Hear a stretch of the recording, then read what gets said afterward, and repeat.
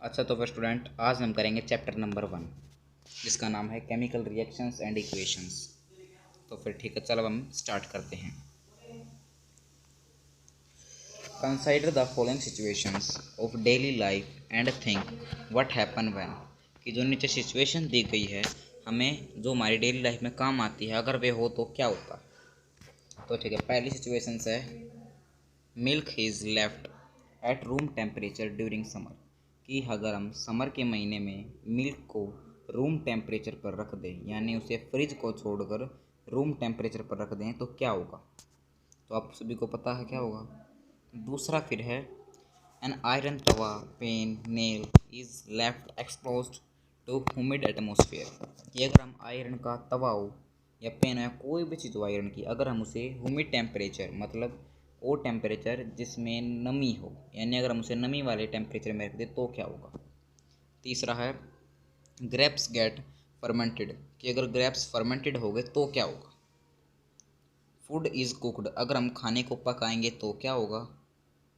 Food gets digest in our body. कि अगर हमारी बॉडी खाने को डाइजेस्ट करेगी तो क्या होगा। We respire. अगर हम सांस लेते तो क्या होगा। बस यही सिचुएशंस थी जो हमें आगे जाकर कंसिडर करनी है।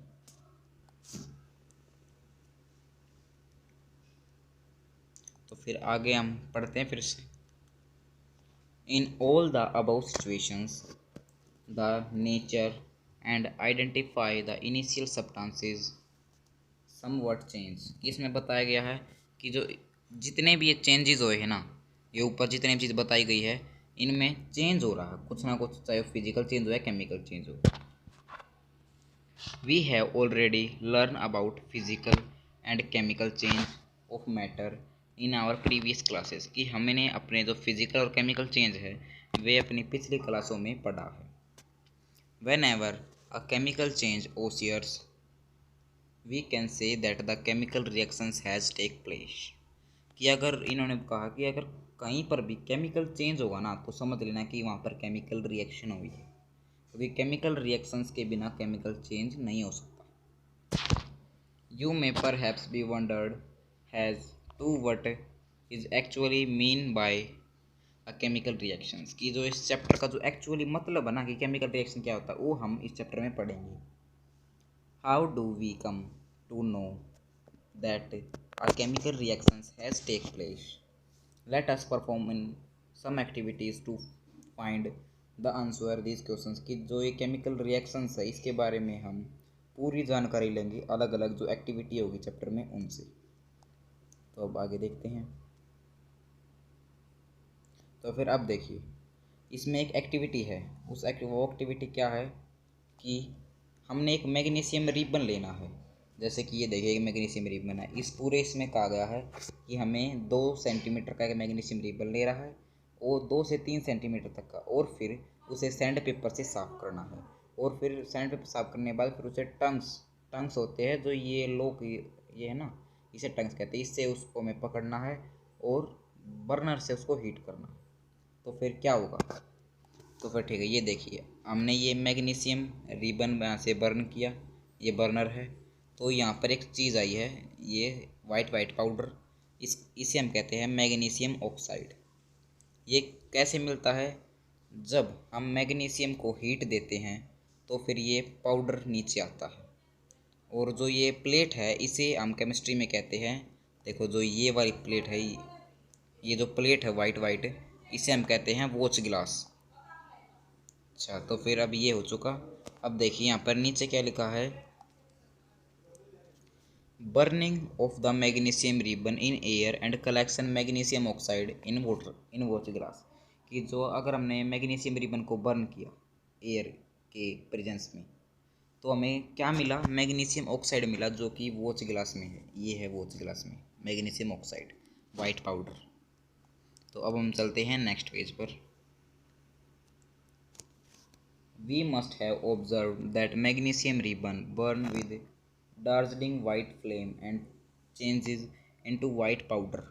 The white powder magnesium oxide। कि क्या हुआ है, जब हमने मैग्नीशियम रिबन को जलाया तो डार्जिलिंग वाइट फ्लेम, यानी उसमें से वाइट रोशनी निकली, सफ़ेद रोशनी निकली, और एक जो सफ़ेद रोशनी थी फिर वो बाद में जाकर वाइट पाउडर में चेंज हो गई, जो है magnesium oxide. It is formed due to the reactions between magnesium and oxygen present in air. जो हमने रिएक्शन पढ़ी है पिछले पेज पर, ये कैसे हुई थी, मैग्नीशियम और ऑक्सीजन के बीच में रिएक्शंस हुए थे, जिसके कारण वो एक्टिविटी, मतलब जो एक्टिविटी थी वो मैग्नीशियम और ऑक्सीजन के रिएक्शन के ऊपर बेस्ड थी। तो ठीक है, अब हम देखते हैं आगे। आगे यहाँ पर क्या है, अगर कोई भी केमिकल चेंज होता है तो उसके लिए हमें जो ये चीज़ इसमें बताया गया है कि अगर कोई भी केमिकल चेंज होता है तो उसके लिए हमें कुछ कंडीशंस चाहिए। जो पहली कंडीशन है चेंज इन स्टेट्स, कि जो केमिकल जो भी उसमें यूज़ किए गए केमिकल रिएक्शंस में, तो उनमें से किसी भी केमिकल की या किसी भी सॉल्यूशन की स्टेट चेंज हो सकती है। उनमें किसी भी सॉल्यूशन का कलर भी चेंज हो सकता है। इवोल्यूशन ऑफ गैस, यानी उस केमिकल रिएक्शन से गैस भी निकलती है।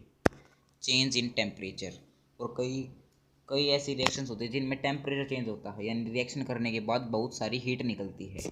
जैसे कि हम दिखाते हैं आपको, ये देखिए, ये एक टेस्ट ट्यूब है, इसमें ये जिंक ग्रैनुअल्स है, डाइल्यूट सल्फ्यूरिक एसिड है यानी H2SO4। इसमें देखिए जब ये रिएक्शंस होगी डाइल्यूट सल्फ्यूरिक एसिड और जिंक में, तो ये देखिए H2 गैस है ना, वो फॉर्म हुई, वो देखिए ये यहाँ से बाहर जा रही है। तो यानी कई ऐसी भी रिएक्शंस होती है जिनमें से गैसेज निकलती है। ठीक है, तो फिर आप देखते हैं, as we observe the changes around us we can see that the large variety of chemical reactions taking place around us. कि हमने जो केमिकल रिएक्शंस है वो लार्ज वैरायटी की होती है, यानी हम केमिकल रिएक्शंस को बड़े लेवल पे भी कर सकते हैं और छोटे लेवल पर भी कर सकते हैं। जिसमें से हमें इस चैप्टर में क्या पढ़ना है, केमिकल रिएक्शंस पढ़नी है, सिंबॉलिक रिप्रेजेंटेशन। अच्छा, तो फिर केमिकल इक्वेशंस हम पढ़ेंगे अगले पार्ट में।